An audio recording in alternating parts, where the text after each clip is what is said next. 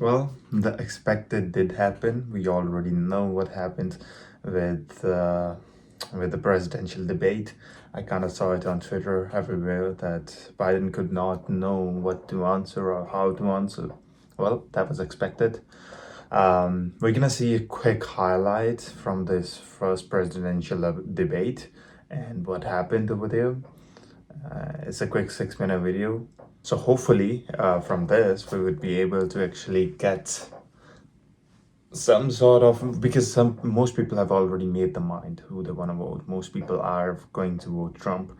Think of it this way: there is no like. It's kind of like there's no reason why would anyone wanna vote Biden unless they are screwed in the head. But think of it this way: most people say, "Oh, but Trump is convicted," blah blah blah. Well, that felony, you already know what the felony is all about. And even if he is being accused of all these cases, think of it this way: would you want someone who is strong and capable of uh, dealing with these nations, like being able to actually go in and talk to these nations like Russia and North Korea and actually be able to stop these nations? Or do you want someone who have no idea how to speak, have no idea what he's saying, who have no idea what he is doing to take in charge of your country? Well, it makes clear sense to me who the person should be. But anyhow, I'm going unbiased in this, and I'm gonna see what this debate was. President Biden is facing growing concerns about his age after his first debate with former President Trump in 4 years. Both men traded several jabs throughout the 90-minute debate. The only person on this stage is a convicted felon is the man I'm looking at right now. But when he talks about a convicted felon, his son is a convicted felon. But the president struggled to answer questions, at times trailing off. The idea that they're going to, I'm proposing that everybody, they pay. I like how they cut off where Trump. I've seen that clip. I like how this news channel just cut it off, that part where Trump was like, "Oh, he's convicted felon. He's done this with Ukraine." Blah blah blah. They just cut it all off. What? Millionaires pay 1%. 1%. So no one after, I would not raise the cost of Social Security for anybody under $400,000. Trump, meanwhile, appeared forceful while also launching a series of lies and misleading attacks. Now, key figures from across the Democratic Party are talking about potentially replacing Biden on the ticket. ABC News senior congressional correspondent Rachel Scott has the highlights. Panic and concern within the Democratic Party after this debate performance from President Biden. Making sure that we're able to make every single solitary person eligible for what I've been able to do with the with the COVID. Excuse me, with dealing with everything we have to do with. He don't know what he's saying. Look, He don't know what he's saying. we finally beat Medicare. Thank you, President. And that From the is, start people of the want debate, the the president president to be. speaking with a raspy voice, at times stumbling and trailing off, unable to finish his thought, even on the issues at the heart of his campaign, like abortion rights. I supported Roe v. Wade, which had 3 trimesters. The first time is between the woman and the doctor. Second time is between the doctor and an extreme situation. The third time is between. You know how the absurd doctor- this is? People are more devoted on who is actually going to make an impact on abortion cases. People aren't like, see the pettiness in this debate. So people are talking about abortion. Sure, that's a big issue, but you know what's bigger issue? Not be able to eat, not be able to have food, and not be able to have shelter, not be able to afford taxes, not be able to actually have any good sources of income. Everyone is trembling in the country itself, and they are over here debating about abortion.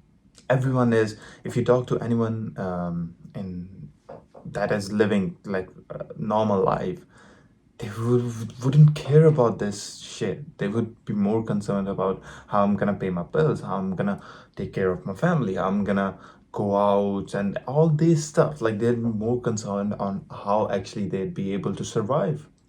People are in their survival instincts at the moment, and they are talking about this. I mean, it'd be between the woman and the state. The Biden campaign telling reporters the president, who is 81 years old, had a cold, something they did not mention until an hour into the debate. Trump questioning Biden's mental fitness. I really don't know what he said at the end of that sentence. I don't think he knows what he said either. It was the first time the two candidates have come face to face in 4 years. He's, without question, the worst president, the worst presidency in the history of our country. You're the sucker. You're the loser.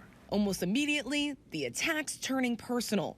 The only person on this stage is a convicted felon is the man I'm looking at. It's kind of like, when you say something factual to someone and they get triggered and they're like, no, fuck you.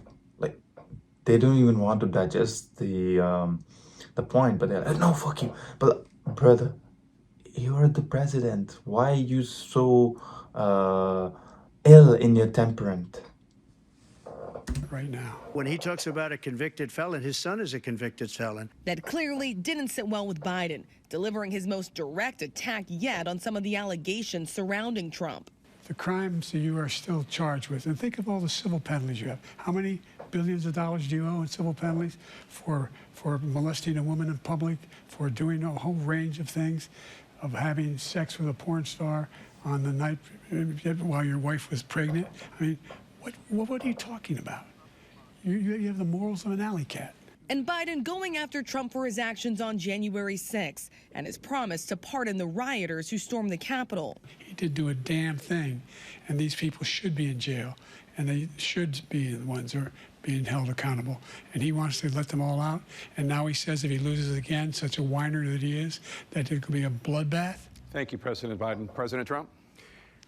What they've done to some people that are so innocent, you ought to be ashamed of yourself. But when pressed on his actions, Trump deflected. And he would not say whether he would accept the results of the November election. If it's a fair and legal and good election, absolutely. I would have much rather accepted these, but the fraud and everything else was ridiculous. Trump pushed several false claims, from insisting there was no terror during his administration to claiming that every legal scholar in the world supported overturning Roe versus Wade. Every legal scholar wanted it that way. At one point, the two oldest candidates in history bickering over their golf game. I told you before, I'm happy to play golf if you carry your own bag. Think you can do it? That's the biggest lie. He's a 6 handicap of all. I was an 8 handicap. Yeah. 8. Never. But I have, how many? I've seen you swing. I know you swing. You, let's You can't even speak that. And while Biden tried to address his age head on, This guy's 3 years younger and a lot less competent. I think that just look at the record. Look at what I've done. Look how I've turned around there. the most consequential night of the campaign ended with only more questions. Even his own vice president acknowledging he had a rough go. Listen, he did not get off to a strong start in that debate, but he had a strong finish. Even she can't speak. And I want to bring in ABC News senior congressional correspondent Rachel Scott for more. Rachel, how are Democrats responding this morning to these concerns over the president's fitness to take on former President Trump in November? A lot of these conversations are playing out privately, but Diane, I can tell you that I was getting texts from a number of different Democrats, not only on Capitol Hill, Democratic operatives and aides, who said that this is far more than just concern, that there is actual panic that is happening in the Democratic Party right now, because they saw this as not just any debate. They saw this as a moment for the president to come forward and to put these questions about his age and mental fitness to rest. This was not the debate performance that they needed heading into this critical election that is now just 4 months away. And now privately, there are some actual questions about whether or not it is likely that they could possibly replace President Biden on the ticket, or even just having some talks about what that would even look like, Diane.